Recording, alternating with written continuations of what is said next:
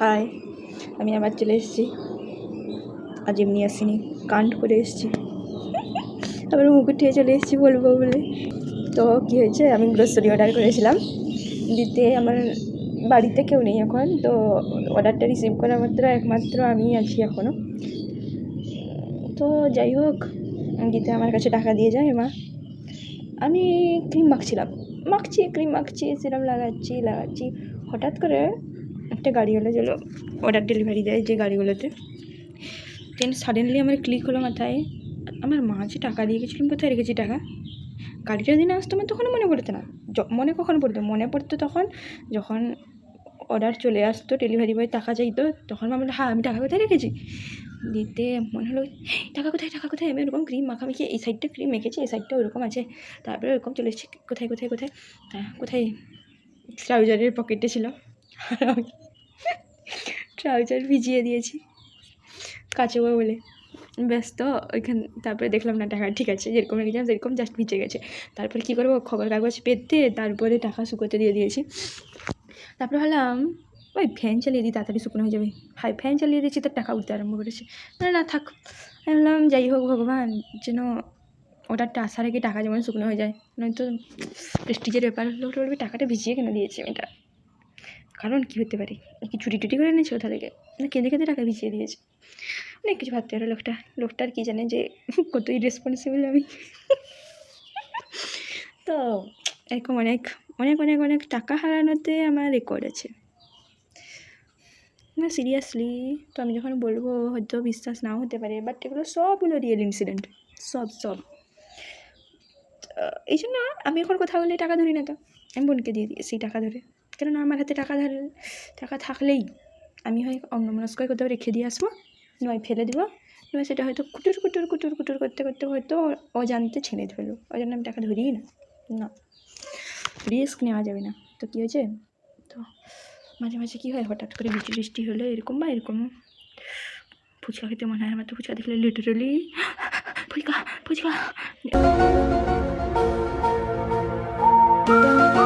এরকম হয়ে যাবে। হ্যাঁ, পুরো একদম ফুচকা আমার পুরো কোনো কথা হবে না। তো ফুচকা খেতে গেছি এরকম, আমার মা বলছে আজকে যেতে হবে না। বলছি না মা, অনেক লোভ লাগছে, অনেক ইচ্ছে করছে। তো ব্যাস, তো বড়োর কথা শোনা উচিত, আর স্পেশালি যখন সেটা মা হয় তো শোনা উচিত। আমি শুনিনি, আমি গেছি এরকম। তারপর মা আমাকে, আমার ঘর থেকে বাজার বেশি দূর না, হাঁটা 2 মিনিট টাইম লাগবে। 2 মিনিট, হ্যাঁ 2 মিনিট, আমি যেরকম হাঁটি সেরকম 2 মিনিট টাইম লাগবে। ওই টাইমের মধ্যে, ওইটুকু রাস্তার মাঝে আমি হাত থেকে টাকা হারিয়ে দিই। বাই চান্স আমি ফুচকা খেয়ে নিইনি দোকান গিয়ে, আমি ওখানে দাঁড়িয়েছি, তারপরে লাইন দিয়েছি, লাইনটা পড়বে। তো হঠাৎ মনে বললো আমার টাকা কোথায়, কোনখানে রেখেছি। এদিকে খুঁজি, সেদিকে পকেটে খুঁজি, এদিকে ফোনের পিছনে খুঁজি, তো কোনো জায়গায় আর পাই না। ব্যাস, তো তখন আমি বুঝতে পারছি ব্যাস খাওয়া হয়েছে, কাণ্ড করে দিয়েছি আমি, আর কোনো করার নেই, চলো এখন বাড়ি চলো। লোভে জিভ থেকে জল পড়ে লোকের খাওয়া দেখি বাড়ি ফিরে আসতে হলো। আর কি, সেরকম বাড়ি ফিরে এলাম, হারিয়ে দিলাম টাকা, খেতেও পারলাম না। আমার টাকায় যে ফুচকা যাই খাক, তার না থাক, যে যা খেয়েছে, কিন্তু হজম হবে না তো সহজে। ডাইজিন খেতে হবে তাকে, আমার টাকায় কিছু খেলে হজম হবে না, স্পেশালি সেটা ফুচকা খাওয়ার টাকায়। তারপর কী হয়, এটা তো বাঁচার কোনো চান্সই ছিল না আমার।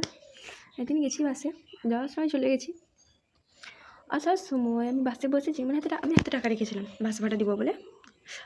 কন্ডাক্টার আসবে তো সঙ্গে দিয়ে দেবো, তো ওয়েট করবো কখন নামবো, দিব বাস, অত দিতে আমি হাতে রেখেছি টাকা। তো বাসটা দাঁড়ায় কিছুক্ষণ, ওই আমার হাতে টাকা আছে, আর আমি ওই মোমেন্টে ফোন দেখছিলাম। ফোন দেখলে তো আমার গলাটা এটার থেকে কেটে নিয়ে চলে গেলো। আমি যদি এরকম আমি ঢুকে বসে থাকি, কোনো সেন্স দেখি না জগৎ নিয়ে, আমার কোনো কী হচ্ছে কিছু না। তো হাতে টাকা ছিল। তারপরে যখন বাস ছাড়লো, আমি কন্ডাক্টরকে টাকা দেবো, ফোন রেখে দিয়েছি, আমার মনে পড়েছে টাকা কোথায়। তখন তো এখানে খুঁজি সেখানে খুঁজি, পারলে সিট উঠিয়েও খুঁজে নিচ্ছি, ব্যাগ খুঁজছি, আর কি হারিয়ে দিয়েছি টাকা। ততক্ষণে বুঝতে পেরে গেছি কী করবো, ঘর আসবো কী করে আমি।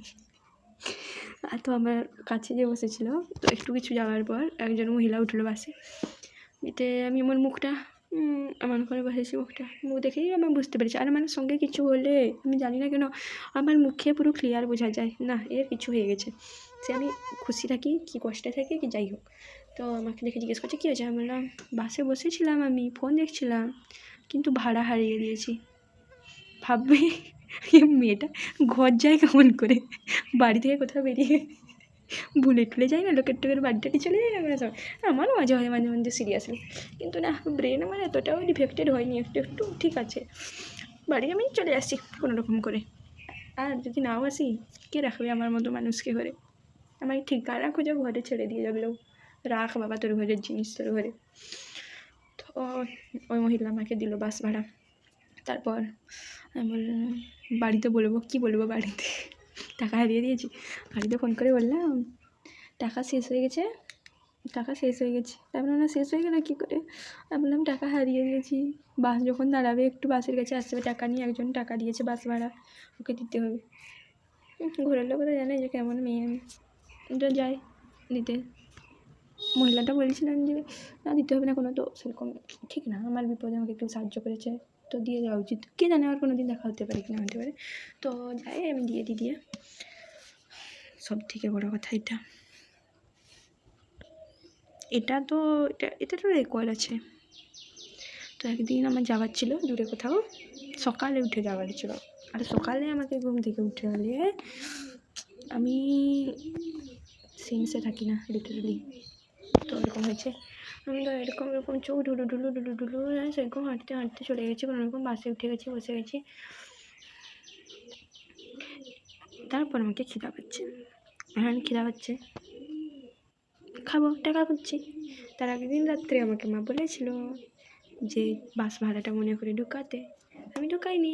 আমি ওই রকম চলে গেছি বাসে উঠে। আমার কাছে 1 টাকা নেই, আমার কাছে 1 টাকা।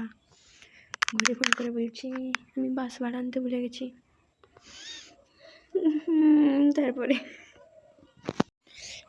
আর কি বলি, লক্ষ্মী মারাতে ঠিক ভাইব ম্যাচ হয় না আমার সঙ্গে হয়তো লক্ষ্মী, ওই জন্য আমার হাতে টাকা এলেই হারিয়ে যায়। তো ওইটা আমি বুঝে গেছি এখন।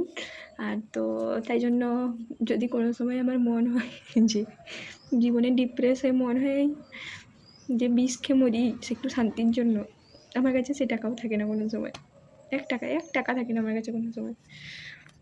তো যাই হোক, আর কি বলবো, অনেক কাণ্ড করেছি জীবনে। আগে গিয়েও আমার সঙ্গে এমনই হবে আমি জানি সেটা। টাটা বাই, অনেক বকবক করলাম। আর তোমাদের কারোর সাথে এমন হয়েছে কোনো দিন? না, হবে না, হবেও বা কেন? সবাই কি আর আমার মতো? আমি ডিফেক্টেড পিস।